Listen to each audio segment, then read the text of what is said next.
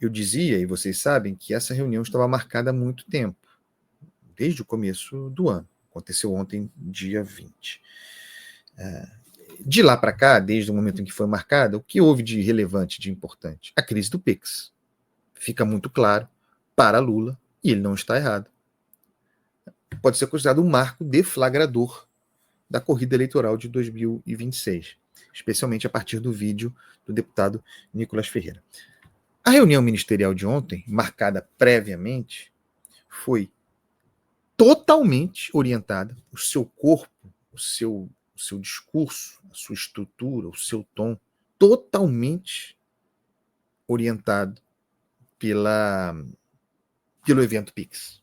Não houve nem sequer um minuto em que não se estivesse reagindo ao evento crise do Pix, que ainda não completamente, o governo Lula começa a entender a gravidade. Chamo a atenção para vocês que observem as falas de Lula, o conjunto da reforma ministerial e da reunião ministerial e daquilo que nós temos de informação, observem como o tempo todo, certamente já orientado pelo novo chefe da SECOM, pelo marqueteiro, como o tempo todo o discurso de Lula é orientado em função da crise do Pix. Então, é uma fala reativa, o evento Pix percebido como deflagrador, como marco deflagrador da campanha, e daí a necessidade de fazer campanhas para essas pessoas, para esse setor, para os autônomos, para os pequenos empreendedores.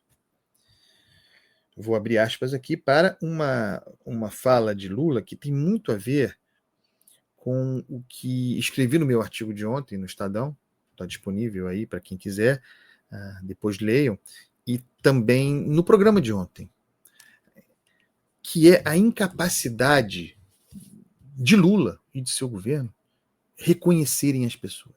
Lula foi, em determinado momento, e durante muito tempo, hábil examinador do cenário, capaz de conhecer as pessoas. O argumento que eu sustento é de que Lula não, e o seu governo, portanto, não consegue mais ver as pessoas, tomar o pulso da gente, não identifica, não reconhece mais os interesses, os anseios das pessoas. E isso ficou muito claro na crise do Pix. E o discurso de ontem da reunião ministerial foi reativo nesse sentido. Até com um certo elemento, e eu percebo nas falas também de Haddad, um certo desespero, uma certa indignação, um sentimento de que há uma ingratidão do povo, mas ao mesmo tempo, caramba, esse povo não é mais o mesmo que nós governamos no passado, o mundo mudou. Então, ontem na reunião ministerial, o presidente Lula reconhece que o mundo mudou. É um marco dessa fala dele de ontem, um elemento novo aqui, certo? Isso não significa que ele consiga ver as pessoas, mas está reconhecendo a dificuldade de entendê-las. Algo, aliás, que fora antecipado por Mano Brown no famoso discurso de 2018 da campanha de Fernando Haddad à presidência, aquela eleição que seria vencida por Jair Bolsonaro. Em resumo, naquela ocasião, e ele foi vaiado, hostilizado, as pessoas não querem ver. Mas Mano Brown já dizia, estão perdendo, vão perder, está perdida a eleição, porque vocês aqui, esquerda, os petistas, não estão mais sacando qual é o do povo. Não estão mais entendendo o que as pessoas querem. E é exatamente isso que eu vejo em Lula. Ontem com uma admissão. Bom, você não consegue mudar sem um diagnóstico correto. O diagnóstico correto está feito. Mas tem coisas que a gente não consegue superar. E não tem a ver com a idade, com o envelhecimento. Lula não conhece mais as pessoas. A linguagem do povo hoje, os desejos, os interesses, são outros. E o cara, acontece com todos nós, não saca mais. É importante, abro aspas para o presidente, é importante que a gente compreenda que o povo conquistamos trabalhando hoje não é o povo dos anos 1980. Não é o povo de 2002 mais, quando Lula ganhou a eleição. É outro povo, é outra cabeça, que não se identifica mais. Continuo. Não é o povo que queria apenas ter emprego numa fábrica com carteira assinada. É um povo que está virando empreendedor e gosta de ser empreendedor. E nós precisamos aprender a trabalhar com essa nova característica e formação do povo brasileiro. Eu acho que não vai.